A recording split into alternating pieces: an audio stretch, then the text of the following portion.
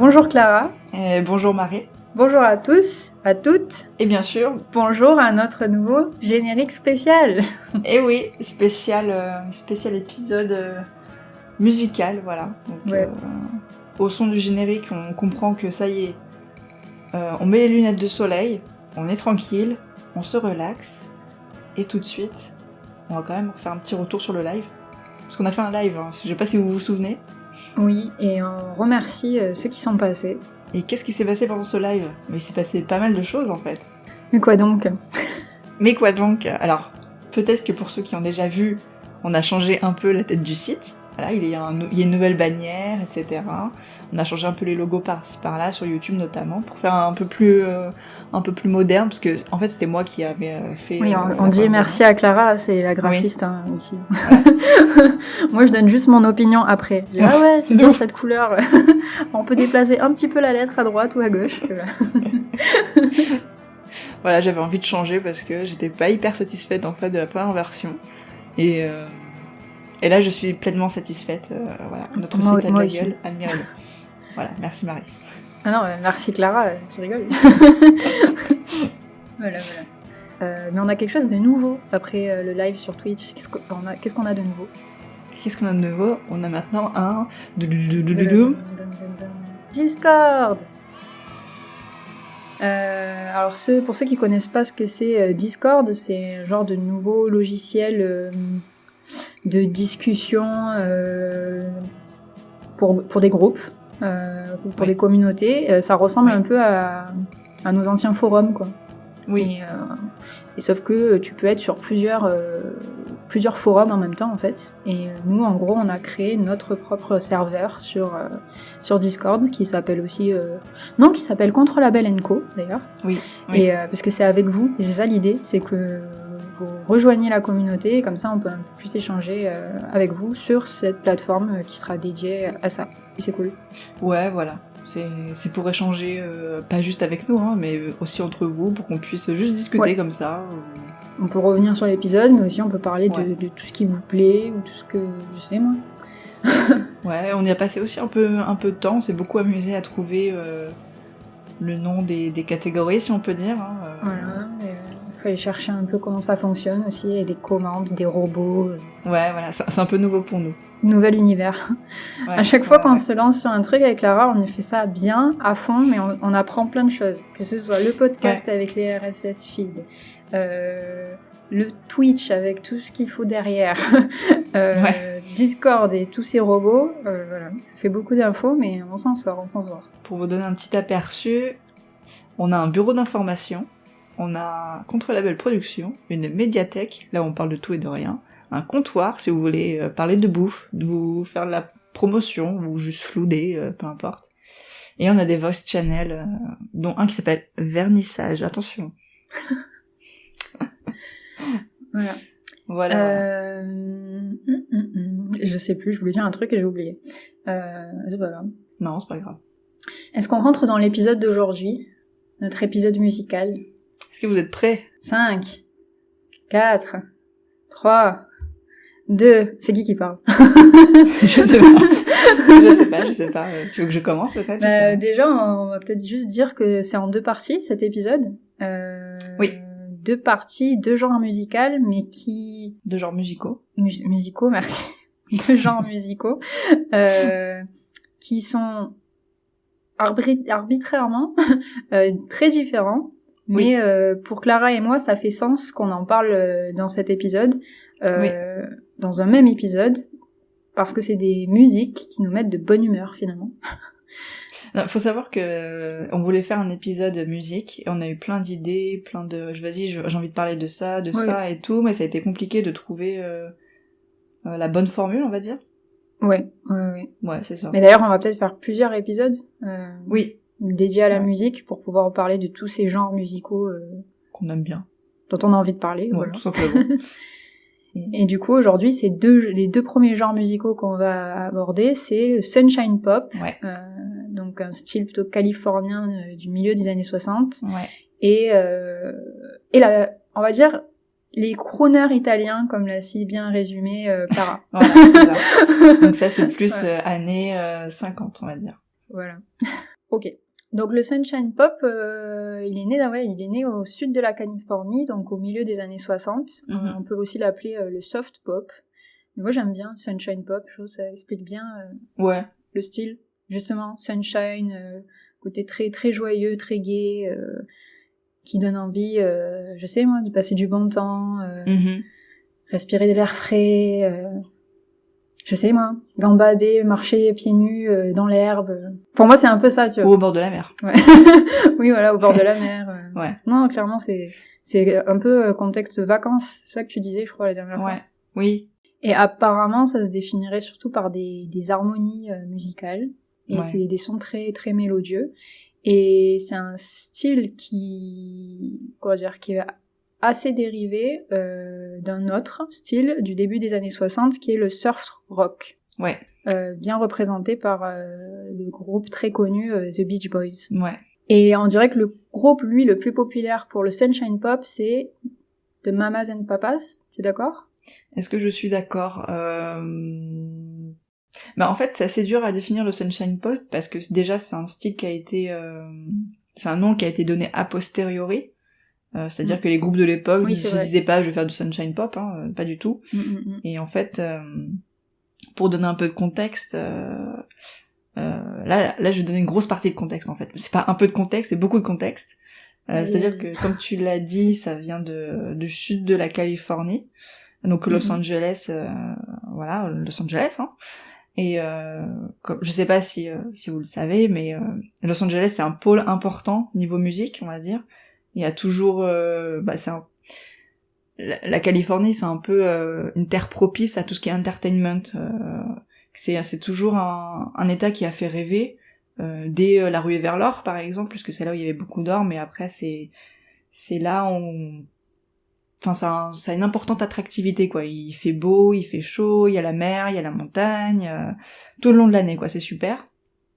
Et donc pour revenir à la musique, dans les années 60, il y a beaucoup de musiciens qui s'y sont installés, dont les Beach Boys, dont The Mamas and the Papas, et il y a eu énormément de groupes à cette époque-là, et il y en a eu tellement qu'il y en a eu aussi quelques-uns qui forcément ont essayé de faire un peu comme les plus populaires, comme les Beach Boys, comme The Mamas and the Papas, et généralement c'est plutôt ces groupes-là auxquels on se réfère quand on parle de Sunshine Pop.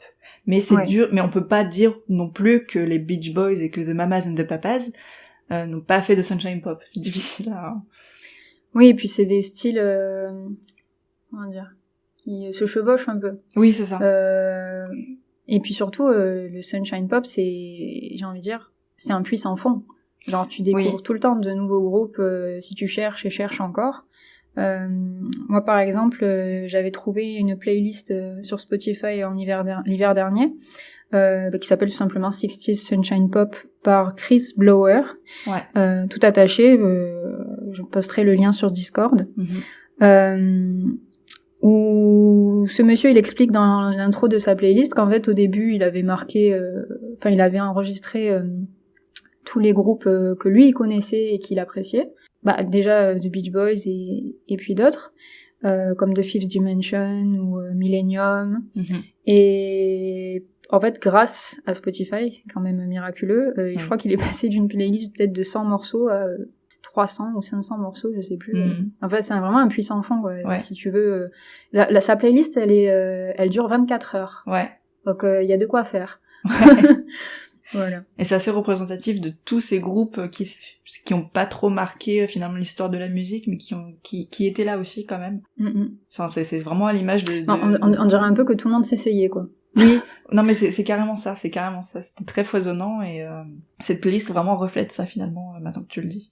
D'ailleurs, je voulais parler d'un artiste particulier qui a permis cette transition, en tout cas qui était un des acteurs clés du surf rock en particulier, mais je pense qui aussi a permis d'introduire le Sunshine Pop, c'est Gary Usher, qui était un membre du groupe The Handles, je sais pas comment on prononce exactement, et on va dire qu'il était, alors lui il était musicien, compositeur et producteur. Et il a lui-même créé 2 albums, en particulier de Sunshine Pop, sous le nom Sagittarius, qui est très représentatif finalement du style Sunshine Pop.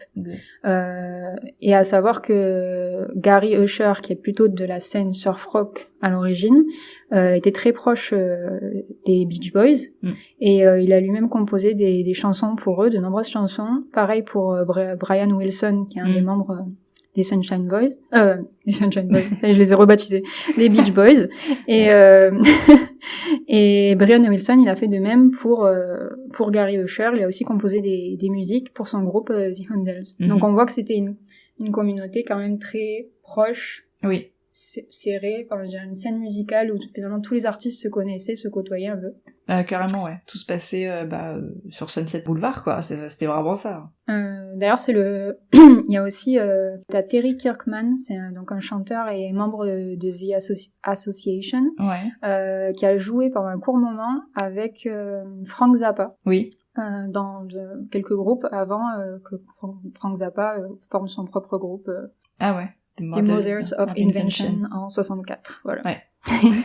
Et tout ça, c'est sympa de voir que finalement, c'est toute une communauté, quoi, qui interagit, et du coup, oui, tu comprends que le nom qu'on leur a donné, Sunshine Pop, ça revient un peu après, quoi. C'est une analyse de leur style et peut-être de l'évolution musicale de ces artistes de l'époque, en fait. Mais on apprécie. Je pense que toi aussi, Ouais, ça va, ça va. J'ai bien. Enfin, est-ce que j'ai apprécié? Oui, si j'ai apprécié, je vais pas être mauvaise, mais. J'aime pas tout également, si on peut rentrer là-dedans. Oui, mais en fait, c'est juste que, au final, j'ai trouvé ça assez, que tout se ressemblait un peu. Oui. Et je me suis dit que, enfin, ok, c'est sympa, mais en fait, je comprends pourquoi c'est des groupes qui, aujourd'hui, sont dans l'ombre un peu des Beach Boys, de Mamas and the Papas, quoi.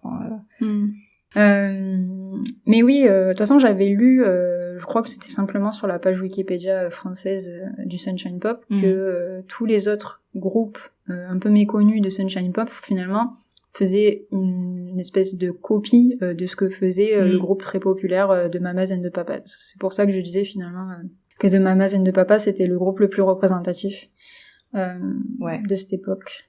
Et d'ailleurs, moi, c'est le seul groupe, finalement, quand j'ai découvert Sunshine Pop, je crois que j'étais étudiante et j'avais découvert ça sans savoir que c'était du Sunshine Pop par une playlist années 60 que j'écoutais en boucle. Et les 2 groupes que je retenais dans cette playlist, c'était Mamas and the Papas. Bon, il y avait aussi Simon and Garfunkel. Oui, autre chose, mais oui. Et par contre, de Monkees aussi. Oui, très populaire. Avec I'm a Believer. Mais sauf que, en faisant mes recherches, à ma grande surprise, The Monkees, on le mettrait pas dans le Sunshine Pop, mais on le mettrait dans le bubblegum music. Je ne sais pas. Écoutez. Pour moi, vraiment, Sunshine Pop, c'est un peu le California Sound, le fameux California Sound, un peu défini par les Beach Boys avec Surfing USA, où voilà, c'est... Oui, voilà. Genre, la Californie, c'est super, venez tous, on s'amuse trop, et tout, il y a le surline, gna gna. Et par contre, The Monkees, qui était aussi très présent quand même à cette époque-là en Californie, ils ont un côté plus pop, moins... oui, peut-être pas moins californien, mais dans le moins... rythme. Ouais, je sais pas. Moi, je suis pas du tout musicose, donc... Bah, si tu veux, apparemment, l'exemple le plus représentatif pour le bubblegum, c'est Sugar Sugar de The Archies. Je l'ai pas en tête. Très sincèrement. Sugar Sugar. Ah, c'est bon. Que c'est bon, ouais. Ok. Voilà, que j'aime beaucoup aussi, hein, mais apparemment, ça, c'est du bubblegum music, et apparemment, voilà, le bubblegum music, ce serait de la pop music, mais adressée aux adolescents. Voilà, de l'époque en tout cas. Et en plus, si je me souviens bien, The Monkees, à l'époque, ils étaient tellement populaires qu'ils ont même eu une émission où ils étaient les stars en fait. Et ils étaient en singe. En fait, c'est ça l'anecdote. L'anecdote, c'est qu'à la base, c'est une série télé, The Monkees. Oui. C'est pas un groupe. Enfin, c'est pas un groupe. C'est la série télé. C'est une série télé qui représente un groupe qui s'appelle The Monkees. Oui. Mais en fait, c'est ça la blague. C'était non mais c'est ça, c'est que c'était une satire à la base le truc un peu finalement. C'est vrai. Et il y a une citation que j'ai notée d'un des membres du groupe, Mickey Dolenz, qui dit que The Monkees était comme une série télé sur un groupe imaginaire qui voulait être comme les Beatles mais qui n'obtenait jamais le succès. C'est ça. Qui rencontrait jamais le succès. Et l'ironie du sort, ouais, voilà, ça a fait que le groupe, il est devenu populaire. Et en 67, ils ont même dépassé les Beatles et les Rolling Stones sur le nombre de disques vendus. Trop drôle. C'est génial, tu vois. Le truc, c'était censé être une satire, et en fait, ils sont plus populaires que les groupes qu'ils étaient censés caricaturer. Complètement. Ouais. C'est génial. Ouais. Voilà. Ça, j'ai adoré découvrir ça en faisant mes recherches. Bah, tu sais où je l'ai trouvé, moi, quand tu m'en as parlé des Monkeys, ça m'est revenu. C'est, quand je t'avais parlé que j'avais regardé des documentaires au tout début qu'on faisait le podcast. Je t'avais dit, j'ai regardé des documentaires sur Jimi Hendrix et sur Laurel Canyon. Oui, je m'en rappelle, ouais. Et ben, c'est là-dedans où il parle de ce documentaire sur Laurel Canyon, qui est donc, à Los Angeles. Et ça se passe à ce moment-là, en fait. D'accord, trop bien. Donc c'est un documentaire intéressant. Ça doit être la fin des années 60, un peu. Ouais. 60... Ouais. Okay. Et il parle beaucoup de Mamas and the Papas, de Monkeys, de je sais moi, tout ça, quoi. Voilà. Ouais. Donc n'hésitez pas à regarder. Mais pour conclure, moi je me dis, finalement j'écoute plus de surf rock que de sunshine pop à proprement parler. Je me rends compte. Ouais.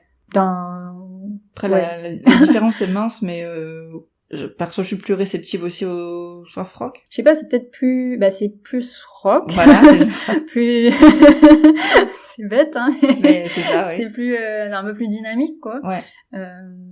Puis je sais pas, on a tous des morceaux qu'on connaît, notamment grâce à Tarantino, qui nous a mis pas mal de morceaux là dans Pulp Fiction. Et autrement aussi, moi je sais plus trop comment, mais j'avais découvert des groupes comme The Trashmen quand je m'intéressais à la mode japonaise. Alors, je pense que c'était il devait y avoir que je me rappelle, un genre de publicité pour une marque japonaise que j'avais appréciée. Et je crois que j'avais tellement aimé le montage qu'avait fait le gars, et toute la BO, c'était que des morceaux comme ça des années 60.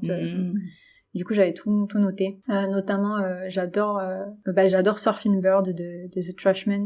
C'est génial, cette chanson. Est-ce que tu veux? Non, chante-la moi. Est-ce que j'essaye de la chanter? Faut que tu me la chantes. Honnêtement, il faut l'écouter pour comprendre. En gros, t'as un type, chanteur des Trashmen, blond, sur scène. Faut voir la vidéo, en plus.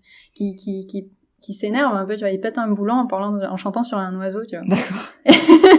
Mais ça finit de manière assez dramatique, c'est très drôle. Ouais. Mais en gros, juste la mélodie, si ça me revient. C'est genre un truc du genre Everybody dance Uno, je sais plus, about the bird, the bird is a word. Ah oui, c'est ça, the bird is a word. C'est ça que j'ai tout le long de la chanson. Bird is a word. Enfin, t'as ça tout le long, mais ça s'énerve de plus en plus, tu vois, et le gars, il part en folie à la fin, il crie, mais elle est géniale, cette chanson. Ouais. Moi, j'irai écouter alors. Voilà, c'est bien un truc, si t'as les nerfs un jour, tu mets ça, c'est bon, t'es détendu. tu pousses un cri dessus, tu danses, Ouais. Voilà. Moi, pour conclure, effectivement, j'ai fait beaucoup de recherches, mais finalement, à écouter tous les albums, à écouter The Millennium, Sagittarius, The Fifth Dimension, et encore The Fifth Dimension, ça prend avec des pincettes. The Association. Oui, moi, j'ai pas trop aimé The Fifth Dimension. Ouais, c'est spécial. Et mais en fait, j'ai trouvé que vraiment tout se ressemblait, et je pense que je vais rester sur mes The Mamas and the Papas, sur les Beach Boys, classique et efficace. Je crois qu'il y a une chanson, en faisant mes recherches, que j'ai rajoutée à une de mes playlists. Ouais. J'ai oublié de le noter. C'est une chanson de The Turtles. Je vais voir si je peux la trouver là. Donc il s'agit de You Showed Me de The Turtles. Ok, très bien, très bien. J'avais une dernière chose à ajouter par rapport au Sunshine Pop. En fait, ce qui est aussi le caractérise, c'est un peu aussi les paroles qui racontent les plaisirs de la vie, la joie de vivre, etc. Mais il y a aussi un peu une teinte de nostalgie, genre c'était bien le temps qu'on passait à l'époque avec les copains, les copines, gna gna gna. Mais c'est très caractéristique aussi un peu de cette époque, un peu teintée, un peu triste, parce que c'était aussi la guerre du Vietnam, et c'était pile au moment où il y avait tous les jeunes Américains qui partaient à la guerre, quoi. Et c'était un peu oui, donc clairement de la nostalgie d'une époque révolue, ouais. ou peut-être juste de leur adolescence en fait, avant qu'ils Oui, s'engagent. oui. Ouais. Bah d'ailleurs les titres les plus connus de The Mamas and the Papas c'est California Dreamin'. Oui. Donc carrément le côté là je rêve quoi. Ouais. Et bon après il y a Monday, j'aime bien, il y a Monday. Ouais. Mais je sais pas si c'est très caractéristique du coup de ce que tu viens de dire. Mais... Bah il y a quand même beaucoup de paroles qui sont comme ça, mais pas toutes évidemment. Hein, mais il y a toujours c'est un peu teinté de nostalgie quand même. Tous les sons, même si c'est très gai, très. Et je crois qu'il y avait un titre qui m'avait interpellée, c'était There is no more Sunday ou un truc comme ça. Ou alors un truc un peu triste du genre on n'aura plus un dimanche comme ça. Ouais. Ou... Ouais. Je me rappelle plus. Et je l'ai vu passer aussi. Ça me revient plus le titre. Moi aussi, mais je vois trop de quoi tu parles. Ouais, ça correspond bien à ce que tu viens de dire. Ouais. Effectivement. Mais du coup, c'est quand même, je dirais que c'est quand même sympa de se faire une petite playlist Sunshine Pop. Oui. De temps en temps, justement un dimanche. Ouais, ça donne la pêche. Ça passe bien. Même si, pour avoir encore plus la pêche, finalement, je recommanderais le surf rock. Oui. Mais bon, ils sont assez intriqués, donc c'est pas... Voilà. L'un ou l'autre... Ils étaient plus énervés, je voilà. des années 60. Voilà, ils étaient plus énervés, c'est vrai. J'allais dire, après, ils sont devenus un peu plus shootés. Mais oui, voilà, après, il y a eu la drogue. Et sinon, en Italie... Alors, qu'est-ce qui se passait en Italie? Alors là, on revient dans les années 50. Rien à voir. Ouais, Là, on prend l'avion. en arrière de 10 ou 15 ans. Ouais, de 10-15 ans, ouais. On prend l'avion et en Italie. On vole par-dessus l'océan Atlantique. Voilà. Et on arrive sur la côte amalfitaine. Oui, on peut, sur toutes les côtes, sur toute la côte italienne, c'est-à-dire toute l'Italie, en fait. Mais pourquoi nous, on arrive à les voir ensemble? Comme moi j'ai expliqué, ça me fait penser à des vacances, à la ville, où je sais pas, il fait beau, il fait chaud, on a mis les sandales, la petite robe légère, et puis on boit un coup en terrasse, ou le long de la plage, je sais, moi, tout ce genre de choses, quoi. Ouais, contexte de vacances. Ouais. En fait, nos soucis un peu, quoi. C'est des styles très différents, mais qui m'évoquent à peu près la même chose, quoi. Bah, au début, on cherchait à définir un peu ces deux styles pour nous, et on pensait à les mettre sous l'étiquette de, finalement, de musique légère, quoi. Genre musique pas prise de tête, du dimanche, où on veut pas penser aux ennuis, aux soucis, on se vide l'esprit. Et je trouve que oui, ces chansons-là, je trouve qu'elles aident à ça. Ouais. Comme les vacances devraient aussi. Voilà, c'est ça. C'est exactement ça. Ouais. Donc en Italie, qu'est-ce qui se passe dans les années 50? Pour mettre un peu de contexte, c'est comme en France. C'est comme c'est l'arrivée du rock'n'roll. On est tous contents. On fait on est tous contents. Voilà. Mais en contrepartie, il y a quoi? Il y a quand même il y a d'autres chanteurs qui ne sont pas qui sont attirés par le rock, mais qui ont pas envie de hurler, quoi, de faire du rock, en gros, concrètement. Et donc, c'est là qu'on peut parler un peu des fameux crooners. Alors là, mais les crooners, mais c'est quoi les crooners? Ouais, c'est quoi? C'est les vieux qui draguent, là, c'est ça? Alors non. Alors oui, ça fait marrer, moi aussi. Mais en gros, qu'est-ce qu'un crooner, on peut dire? Vas-y, continue. En gros, le crooner, il va chanter d'un ton chaleureux et plus émotionnel. Il va pas trop forcer sur sa voix. Il va pas forcer sur sa voix.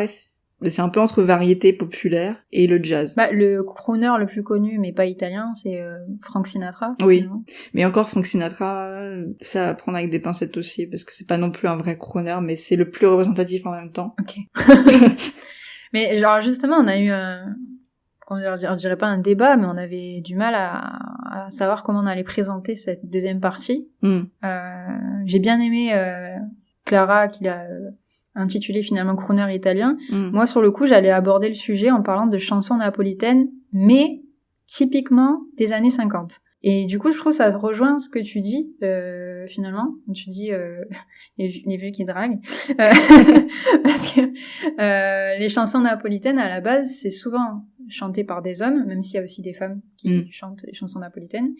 Et c'est un peu sur la base de chansons d'amour et de sérénades. Oui, c'est totalement ça, ouais. Le morceau le plus connu, c'est Sole Mio, tu vois. Oh, Sole Mio. Ça, voilà. Mais en fait, le point de départ, c'était quand même toi qui m'a parlé de Renato Carasone. Oui, alors qu'en plus, lui, il est inclassable, quoi. Oui, oui. On sait pas trop. Alors, il serait classé variété italienne, chanson napolitaine, jazz et musique légère. Voilà. Tu mélanges un peu tout et t'as du Renato Carasone. Alors là, vous dites, mais c'est qui Renato Carasone? Carosone. Carosone, pardon. Carosone, pardon. Renato Carosone, voilà ça. Merci Clara qui fait de l'italien. Et donc ce type vous dit mais c'est qui en fait? Et là c'est lui. Tu vuoi fare l'americano? C'est lui qui chante ça. Tu vuoi fare l'americano? Tu vuoi fare l'americano? Voilà, c'est ça. Et alors pourquoi on connaît tous ce morceau, Clara? Est-ce que tu sais pourquoi? Il y a ce remix là qui était au début des années 2000. En 2010, c'est Yolanda Be Cool, un duo australien qui a remixé ce morceau. C'est un duo de musique électronique, donc ils nous ont fait un morceau electro swing. Oui, c'est ça. Et le titre, c'est We No Speak Americano. Du coup, le titre de leur remix de Tu vuoi fare l'americano. Et Tu vuoi fare l'americano, c'est une chanson qui en fait, et c'est pour ça que c'est dur de classer Renato Carosone, parce que c'est une chanson un peu swing, chantée tout en napolitain en fait. C'est pour ça que je peux pas vous la chanter parce que c'est compliqué, mais Tu vuoi fare rock'n'roll. Et ce qui est drôle, c'est que c'est un peu une chanson qui se moque de tous ces chanteurs qui veulent faire du rock'n'roll, quoi. Ouais, en fait, c'est ça, c'est une critique de ces Italiens qui post-guerre qui veulent se la jouer américain, tout simplement. Et d'ailleurs, ces chanteurs qui veulent se la jouer à l'américaine, à l'époque, ça s'appelait des urlatori. C'est pour ça que j'ai dit. C'est pour ça que j'ai dit que c'était les gens qui veulent hurler, tu vois, c'est voilà. Et typiquement là-dedans, on peut retrouver par exemple la chanteuse Mina. Non, je connais pas. Elle a fait Parole Parole. Ah. Que Dalida a reprise. Ok. Alors comment tu dis le terme? C'est urlatori. Hurleur. Ah oui, urlatori. Ok. Urlatori, si tu préfères. Urlatori. Ok. Voilà, urlatori. Et donc c'est tous ces chanteurs un peu crooners, c'est un peu en opposition à ça. Et en même temps pas tout à fait, quoi. Parce qu'ils ont quand même un petit peu de rock en eux, quoi. Quand je pense à... Tu penses à qui? Quand je pense à Nel Blue di Pinto di Blue. Ah, Domenico Domugno. Surtout que tous les chanteurs là que j'ai listés finalement, donc on dit que c'est des chanteurs italiens, mais c'est souvent aussi, en plus d'être des chanteurs, c'est des acteurs. On dirait qu'il y a une espèce de vague de chanteurs-acteurs dans les années 50 en Italie. On dirait que c'est tous des acteurs hollywoodiens un peu. Je sais pas, il y a une espèce de rêve américain quoi qui se poursuit dans la chanson et dans le cinéma italien quoi. Ouais. Et c'est dingue un peu. Il y en a, enfin je crois qu'il y a une liste infinie. Moi je me suis arrêtée un peu à certains, tu vois. Ouais, d'ailleurs, il y a un album que maintenant j'aimerais acheter. Carrément, okay. Parce que finalement, il référence toutes les meilleures musiques que j'ai pu entendre en faisant mes recherches de ce genre de musique. Sauf que lui, il s'étend de 1900 à 1960. Bon. Mais ça s'appelle Vive l'Italie, 125 succès romantiques. Ah oui. Et dedans, tu retrouves Sergio Bruni, qui était un chanteur, guitariste et compositeur, et qui a été souvent appelé la voix de Naples. Okay. Donc lui, c'est vraiment chanteur napolitain. Après, tu as aussi Domenico Domugno, du coup, avec son Nel Blu di Punto di Blu, ou Volare, de 58. Qui a gagné le festival de Sanremo, qui est un gros festival italien.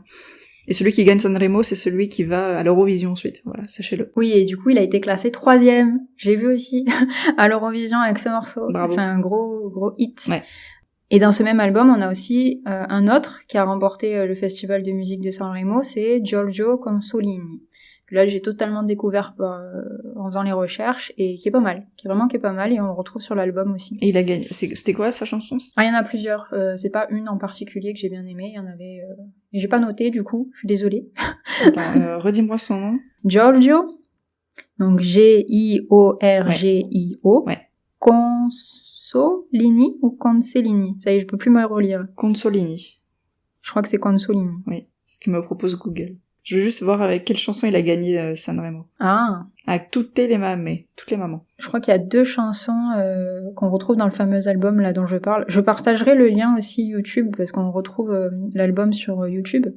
Vive l'Italie. Je le mettrai sur Discord aussi. Ah, par contre, dans les années 50, il y a une musique en particulier qui est très connue et qui est reprise par de nombreux chanteurs de l'époque. C'est, alors je sais pas du tout si je le prononce bien, Malafemena. Qui a été composé par l'acteur comique italien Toto. Je sais pas non plus comment on prononce son nom. Qui a composé lui-même cette chanson. Et je crois que c'était dédié à sa femme. Ah ouais. Et par exemple, il y a son ami Giacomo Rondinella qui l'a repris. Et beaucoup d'autres chanteurs l'ont reprise. Ah, ok. Je connais pas du tout cette chanson. Mais ok. D'ailleurs, tu me demandais quelle chanson j'ai bien aimée en particulier, et ça, j'ai noté. Son ami à Toto, Giacomo Rondinella, il a une chanson que j'aime bien, de 51, c'est Tarantella e na vota. Nota. Je peux pas me relire, hein, c'est terrible. Vous chercherez. Oui. On le notera sur Discord. Donc n'hésitez pas à venir sur le Discord au passage. Mais c'est pas très... Enfin, voilà, comme on disait avec Clara un peu avant d'enregistrer, il y a pas beaucoup d'informations sur cette époque et sur ces artistes sur Internet. C'est surtout des albums qu'on trouve un peu par-ci par-là, mais... Parce que même, j'ai cherché même en italien, il t'a pas grand-chose parce que en fait, bon, c'est de la variété, ça s'est beaucoup passé, c'est beaucoup de transmission, je pense, orale. Et en même temps, il y a pas grand-chose à dire en soi, en fait. C'est juste, bon, bah voilà... Oui. C'est la variété, je sais pas, c'est comme parler de, j'en sais rien, moi, Charles Aznavour, quoi, en fait. J'aime bien l'exemple, oui. Il y a pas grand chose à dire en soi, quoi. Tout ce qu'on peut vous dire, c'est écoutez. Ouais. D'ailleurs, ma chanson préférée, de Renato Carosone, ce n'est pas Tu vuoi l'americano, c'est Torero. Et j'ai découvert que cette chanson était rentrée dans les charts américains en 58. Elle a été traduite en 12 langues et a été reprise par une trentaine d'artistes américains, dont les Anjou Sisters. Oh. Donc en fait, c'est un gros tube, Torero. Ouais. Il faut que tous vous alliez écouter. Moi, je m'éclate. J'ai dansé là-dessus avec mon neveu l'année dernière. Ouais. C'était la folie. Mon neveu, il avait 3 ans l'année dernière. Et tu peux nous la chanter ou pas? Non. Non, tu ne t'y risquerais pas. Bah, je sais pas, c'est un peu... faut l'écouter, vraiment. Je crois que c'est beaucoup de parties musicales, quand même. Mais ça fait un truc genre... Torero. Et là, je peux même pas te faire la partie musicale. Ouais. Nanana. Mais elle est géniale, cette chanson. Et après, il y a toute une histoire de rime, tu vois. Sombrero. Ok, je vois. Et c'est à l'infini, et c'est génial. Après, tu l'as dans la tête pendant 1 semaine, et tu peux plus Tu ne peux plus rien faire. Tu peux plus l'enlever. Non, c'est fini. C'est foutu. Et d'ailleurs, c'est Renato Carosone et Domenico Modugno. C'est les seuls qui ont réussi, qui se sont fait exporter aux États-Unis. Ah ouais. Oui, c'est les 2 qui sont entrés dans les charts américaines. Quoique, il y a un, j'ai failli en parler, puis je me suis dit qu'il était pas vraiment des années 50. Celui qui a repris Quando, ou qu'il a repris ou qu'il a chanté. Tony Renis.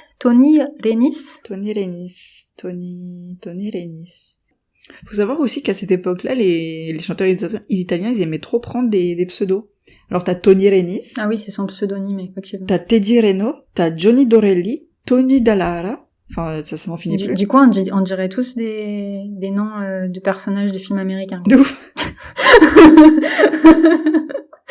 De ouf. On dirait trop des noms de personnages de films américains, mais tu sais, des americanos italiens.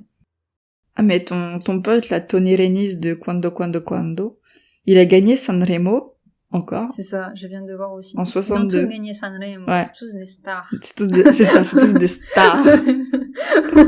Faut le dire un peu à l'italienne, genre. Mon fils, c'est une star. Comme ils disent, una star. Voilà. Bon, on s'amuse bien sur cette deuxième partie. Ouais. C'est un peu freestyle, mais bon, bref. Allez tous écouter les chanteurs italiens avec ton album Vive l'Italie. Ouais. Ah, et j'ai une anecdote encore. Ah ouais, vas-y, balance. Quand j'avais écrit mon petit morceau de présentation des chansons napolitaines, dans les morceaux les plus connus, j'ai marqué Sole Mio et j'ai marqué aussi Funiculi Funicola. Ouais. Est-ce que ça te parle? Oui, je l'ai écouté. Ok. Et est-ce que tu sais d'où tu la connaissais avant cette chanson, toi? Non, je la connaissais pas. Ok. Moi, d'un coup, ça m'est revenu comme un flash. C'est une musique que j'avais adorée dans le film Pinocchio de 96 par Steve Barron. Ok. Et ce film est très bizarre. Je crois qu'il a pas eu une super... Enfin, il est très bizarre, mais moi, j'avais adoré petite, en tout cas. Et je crois pas qu'il ait une super note dans les critiques, quoi. Il est un peu genre moyen, quoi. 3,5 ou un truc comme ça sur 5. Et par contre, j'ai découvert que le réalisateur Steve Barron, c'est celui qui a réalisé le clip Billie Jean de Michael Jackson et Take On Me de A.H.A. Et là, j'étais en mode, what? Comment ce même réalisateur a fait ces deux clips révolutionnaires? D'accord. Oui. Et dedans, il y avait Funiculi Funicola. Ouais, genre, je crois que le film démarre comme ça. Na na na na na na na na. Voilà. Et là c'est l'explosion un peu, c'est feu d'artifice, ça s'emporte, tu vois. Je crois que d'ailleurs le début du film t'as Pinocchio qui court dans les rues. Ah ouais. Bon, Funiculi Funicola c'est quand même une chanson de cheminot un peu funiculaire. Bah je sais pas. Ouais. Bah ça. Ah oui, Funiculi, oui, du coup. Ok. Est-ce que j'ai fait le tour? Non, j'ai pas fait le tour des chansons italiennes, quoi. Ah bah vas-y, j'ai fait pas mal de recherches. J'ai une page entière pour chaque partie. Toto, donc l'acteur, parce que je sais pas du tout comment on prononce son nom. Il y a un accent sur le dernier O. Comment tu dirais? Toto. Genre ça redescend, quoi. L'acteur, non, ça redescend. Toto. Ok. L'acteur comique, donc italien. Il y a 2 morceaux en particulier qu'il a chanté que j'aime bien.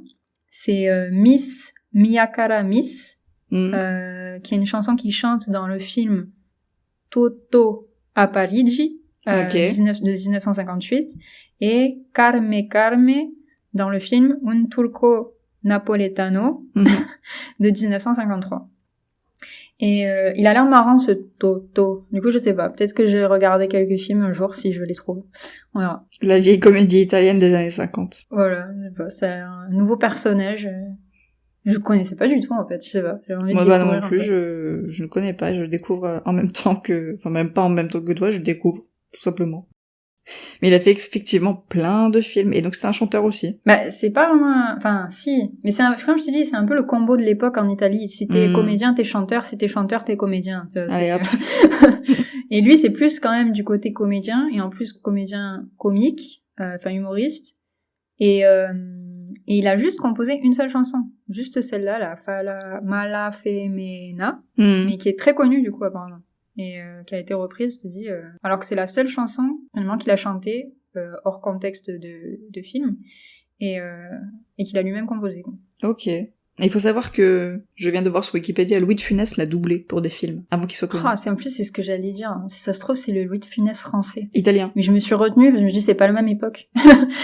Mais pour moi c'est oui, il semble y avoir quelque chose dans ce genre-là, ouais. Ça se trouve c'est la source d'inspiration de Louis de Funès, on sait pas. On va découvrir. En partie, ouais. Bah ouais. Moi, je suis pas calée sur Louis de Funès, je sais pas du tout. Ouais. Bah, tous ces gestes, tout ce genre de choses, ça me fait un peu penser effectivement peut-être... Moi, je veux dire, je sais pas qui l'a inspiré, tu vois, genre c'est non, des gens qui connaissent sa bio. Ouais. Venez en parler sur Discord. Voilà, si vous connaissez bien Louis de Funès, vous avez envie de nous faire sa bio un peu. Bah c'est bien sympa tout ça. Donc tu as fait le tour. Ouais. Moi aussi j'ai fait le tour. Bah c'est la fin de notre petit épisode. Oui. De notre épisode musical. On va en faire d'autres cet été, hein. Ouais. Vous inquiétez pas. Dans les mois qui arrivent, ouais. Vous allez pas vous ennuyer. Il y en a 2 autres qui arrivent. Voilà, sachez-le. En plus, pour moi, c'est l'hiver. Lol. C'est vrai. Et du coup, encore une fois, rejoignez-nous sur Discord. Donc le Discord, où est-ce que vous allez trouver le lien? Vous trouvez le lien en bas de chaque épisode, normalement. Oui. Que ce soit sur le site contrelabel.com ou sur les plateformes Spotify, Apple Podcast, Deezer, Podcast Addict. Et Google Podcast. Google Podcast. Et YouTube. Bravo. Et YouTube. et YouTube. Donc on a mis le lien un peu de partout pour que vous retrouviez, et sur le site donc. Ouais. Vous cliquez, si vous n'avez pas de Discord, ça va vous demander de créer un compte. Si vous en avez déjà un, tant mieux. Voilà. Par contre, petite chose à savoir, quand vous arrivez sur notre serveur, vous avez un petit règlement à lire. Il faut être d'accord avec. Et faire une petite présentation aussi, voilà. Oui, c'est fortement apprécié. Oui, c'est juste pour que tout se passe bien, la communauté, tout ça. Voilà. Merci de nous avoir écoutés, encore une fois. Merci Clara. Merci à toi Marie. Merci à nos auditeurs, merci de nous suivre, merci d'apprécier ce qu'on fait. Comment il s'appelait, le mec du Sunshine Pop? Qui? Le mec du Sunshine Pop, là, le producteur de Sagittarius. Gary Usher. Merci Gary Usher. Il s'appelle Usher, quoi. Je viens de piger. Comme...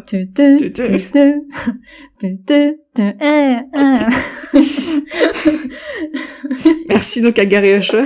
Usher aussi, lui-même, pourquoi pas. Je sais pas, à force de le dire, ça y est, c'est rentré. Quand je l'ai écrit, ça va pas du tout fait tilt. Ouais. Ok. Et puis, merci à Renato Carosone. Voilà, qui me met de bonne humeur. Ouais, voilà, c'est ça.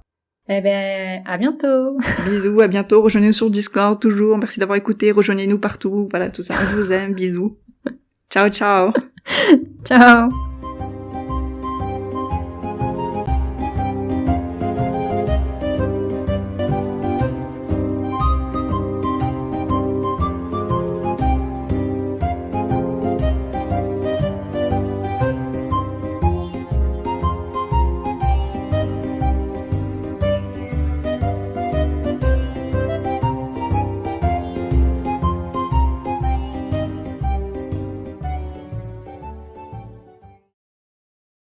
Et donc finalement, est-ce que tu veux savoir comment je suis devenue fan de gangsta rap ces 10 derniers jours?